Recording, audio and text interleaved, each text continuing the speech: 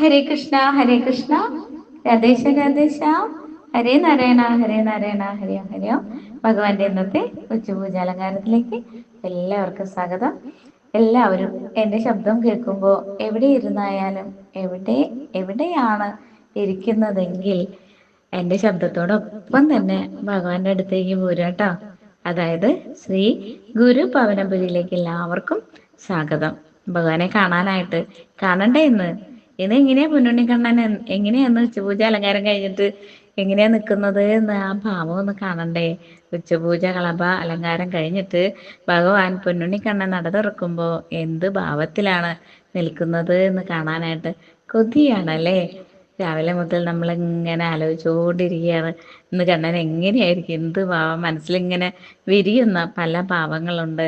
പലരും പറയുന്നുണ്ട് ഓടക്കൊള്ളോതി നിൽക്കുന്ന പൊന്നുണ്ണിക്കണ്ണൻ, അമരക്കണ്ണൻ, അങ്ങനെ പല അവതാരങ്ങളും ഭാവങ്ങളും ഒക്കെ നമ്മൾ മനസ്സിലിങ്ങനെ സങ്കല്പിക്കുന്നുണ്ട്.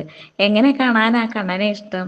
എപ്പോഴും എല്ലാവർക്കും പൊന്നോടൊക്കെ ഉള്ളൂത്തി നിൽക്കുന്ന പൊന്നുണ്ണി കണ്ണനെ കാണാനായിരിക്കും ഇഷ്ടം.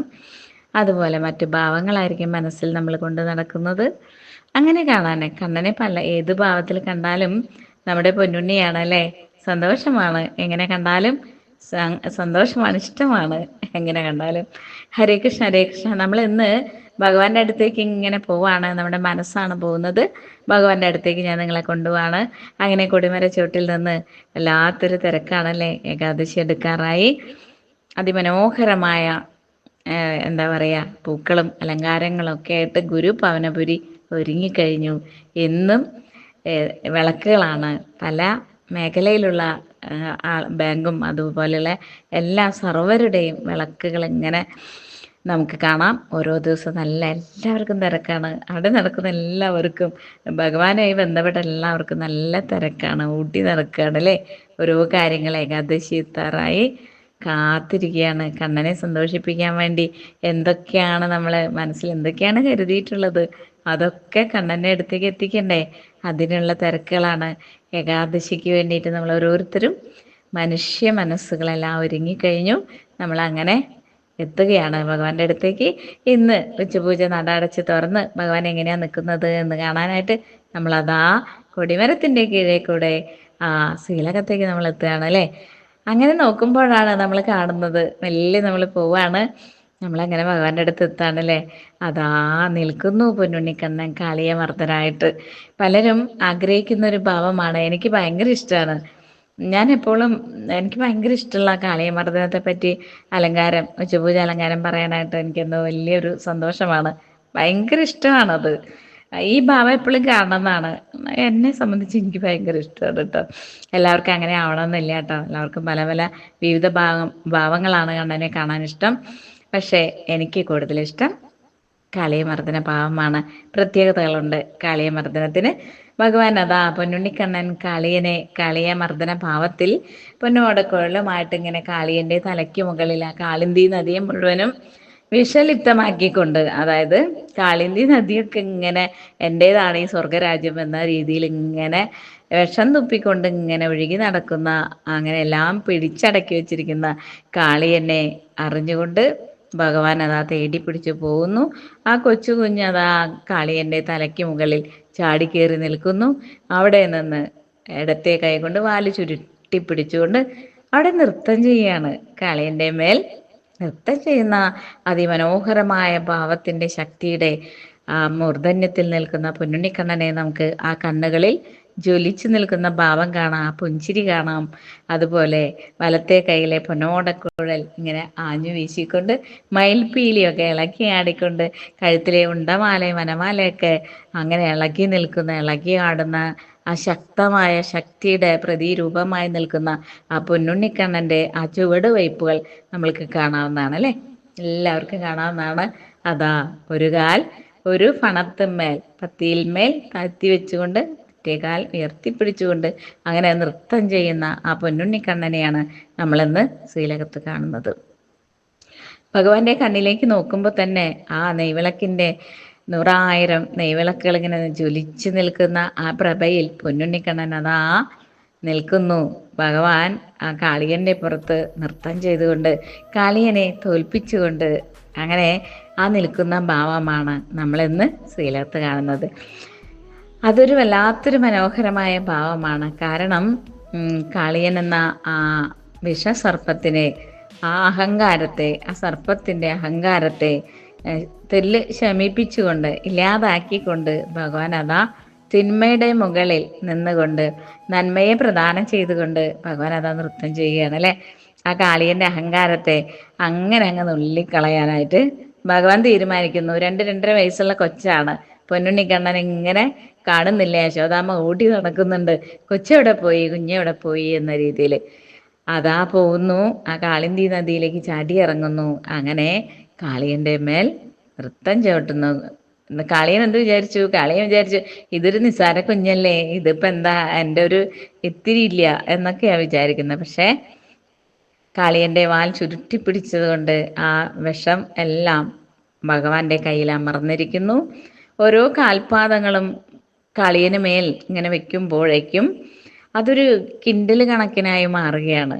കാളിയൻ്റെ തലയിൽ വന്നു വീഴുന്നത് സാക്ഷാൽ പരബ്രഹ്മമായിട്ടുള്ള സാക്ഷാൽ പൊന്നു ഗുരുവായൂരപ്പനായിട്ട് ഭഗവാൻ ഇങ്ങനെ പ്രപഞ്ചം മുഴുവൻ നിൽക്കുന്ന ഭഗവാന്റെ ഓരോ കുഞ്ഞു പാദങ്ങൾ, ഓരോ പാദങ്ങൾ തലയ്ക്ക് മുകളിൽ വന്ന് വീഴുമ്പോഴും കാളിയൻ തല താഴ്ത്തുന്നുണ്ട്. തല താഴ്ത്തി ഇങ്ങനെ താഴേക്ക് പോകുന്നുണ്ട്. നിസാരമല്ല, നിസാരക്കാരനല്ല എൻ്റെ തലയ്ക്ക് മുകളിൽ നിൽക്കുന്ന ഈ കൊച്ചു കുഞ്ഞ് ഒരു ചെറിയ സംഭവമൊന്നുമല്ല, ഇതൊരു വല്ലാത്ത പ്രപഞ്ചശക്തിയാണെന്ന് തിരിച്ചറിയുന്നു കാളിയൻ.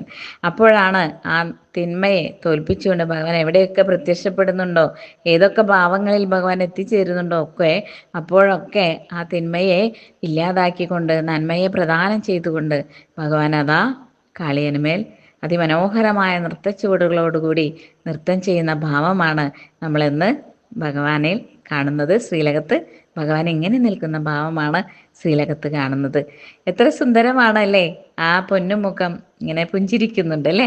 കണ്ണുകളിലെ പ്രകാശം, നെയ്വിളക്കിൻ്റെ തിളക്കത്തിൽ ആ ശ്രീലകം ഇങ്ങനെ തിളങ്ങി നിൽക്കുന്നുണ്ട്. ആ പൊന്നുണ്ണിക്കണ്ണൻ ഇങ്ങനെ നൃത്തമാടുന്നുണ്ട്.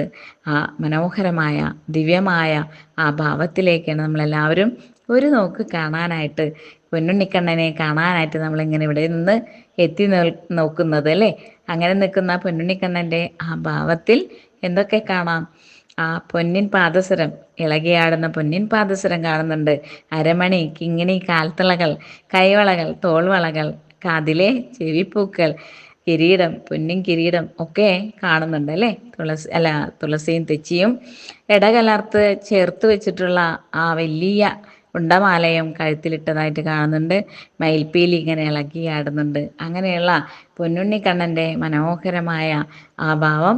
അരമണി ഇങ്ങനെ ഇളകിയാടുന്നുണ്ട്, മഞ്ഞപ്പെട്ട് ഉടുത്തിട്ടുണ്ട്. അങ്ങനെയുള്ള പൊന്നുണ്ണിക്കണ്ണൻ്റെ മനോഹര ഭാവത്തിൽ ഇങ്ങനെ നിന്ന് നൃത്തം ചെയ്യുന്ന പൊന്നുണ്ണിക്കണ്ണൻ്റെ പൊന്നു പാദങ്ങൾ നമ്മൾ കാണുകയാണ്. ഹരേ കൃഷ്ണ, ഹരേ കൃഷ്ണ. ഭഗവാന്റെ ഈ ദിവ്യരൂപം ദർശിക്കാൻ സാധിച്ച നമ്മൾ ഓരോരുത്തരും ഇന്ന് ശ്രീലകത്ത് നമ്മൾ കണ്ട ഈ പൊന്നുണ്ണിക്കണ്ണനെ കണ്ട നമ്മുടെ ഓരോരുത്തരെയും മനസ്സിൽ, നമ്മുടെ ഉള്ളിൽ നിന്ന്, നമ്മളിൽ നിന്ന് നമ്മുടെ ജീവിതമാകുന്ന ആ കാളിയനെ, ആ വിഷസർപ്പത്തെ നമ്മുടെ ഉള്ളിൽ എപ്പോഴെങ്കിലും കടന്നുകൂടി നമ്മുടെ ജീവിതത്തെ താറുമാറാക്കുന്ന ആ വിഷസർപ്പത്തെ നമ്മളങ്ങനെ ഭഗവാനിൽ ഏൽപ്പിക്കുകയാണ്. ആ പൊന്നുണ്ണിക്കണ്ണൻ ആ വിഷസർപ്പത്തെ നമ്മളിൽ നിന്ന് അകറ്റി മാറ്റുകയാണ്. നമ്മുടെ ഉള്ളിൽ ജീവിതമാകുന്ന ദുഃഖങ്ങളും ദുരിതങ്ങളും വേദനകളും രോഗങ്ങളും അശാന്തിയും ഒക്കെ അടങ്ങിയ ആ വിഷസർപ്പമാകുന്ന ജീവിതത്തെ അതിമനോഹരമാക്കി ഭഗവാൻ നമ്മുടെ മനസ്സിനെ, നമ്മുടെ ജീവിതത്തിൻ്റെ ലക്ഷ്യസ്ഥാനത്തേക്ക് നമ്മളെ നയിക്കുന്ന ആ പൊന്നുണ്ണിക്കണ്ണൻ എല്ലാം ആ ഇടത് കൈ കൊണ്ട് ആ വാല് പിടിച്ചുകൊണ്ട് നമ്മുടെ ജീവിതം എന്ന ആ വിഷസർപ്പത്തെ ഭഗവാൻ ഇങ്ങനെ തേച്ച് മാച്ചുകൊണ്ട് ആ വിഷമെല്ലാം കളഞ്ഞുകൊണ്ട് നമ്മുടെ മനസ്സിനെ പരിശുദ്ധമാക്കിക്കൊണ്ട്, ആ കാളിന്തി നദി പരിശുദ്ധമാക്കിയ പോലെ നമ്മുടെ ജീവിതത്തെ സുന്ദരമാക്കിക്കൊണ്ട്, നമ്മുടെ മനസ്സിൽ സന്തോഷം നിറച്ചുകൊണ്ട് ഭഗവാൻ അതാ നമ്മളെ കൂടെ കൂടുന്നു, നമ്മളെ ചേർത്ത് പിടിക്കുന്നുണ്ട്. കണ്ണൻ അതാ നമ്മുടെ ദുഃഖങ്ങളും ദുരിതങ്ങളും ഭഗവാന്റെ പൊന്നു തൃപ്പാദങ്ങളിൽ നമ്മൾ സമർപ്പിക്കുകയാണ്.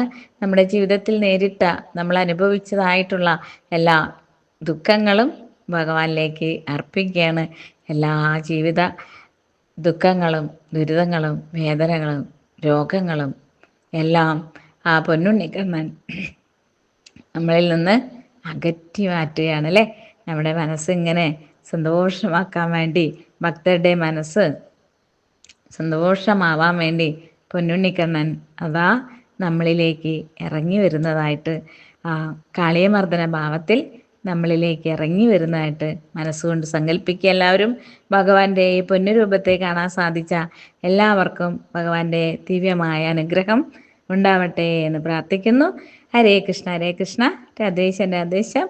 എന്നോടൊപ്പം ഭഗവാന്റെ അടുത്ത് ശ്രീലകത്തേക്ക് എത്തിയ എൻ്റെ ശബ്ദം കേട്ട നിങ്ങൾക്ക് എല്ലാവർക്കും ഭഗവാന്റെ നിത്യമായ അനുഗ്രഹം സദാസമയം ഉണ്ടാവട്ടെ എന്ന് പ്രാർത്ഥിച്ചുകൊണ്ട് ഹരേ കൃഷ്ണ ഹരേ കൃഷ്ണ.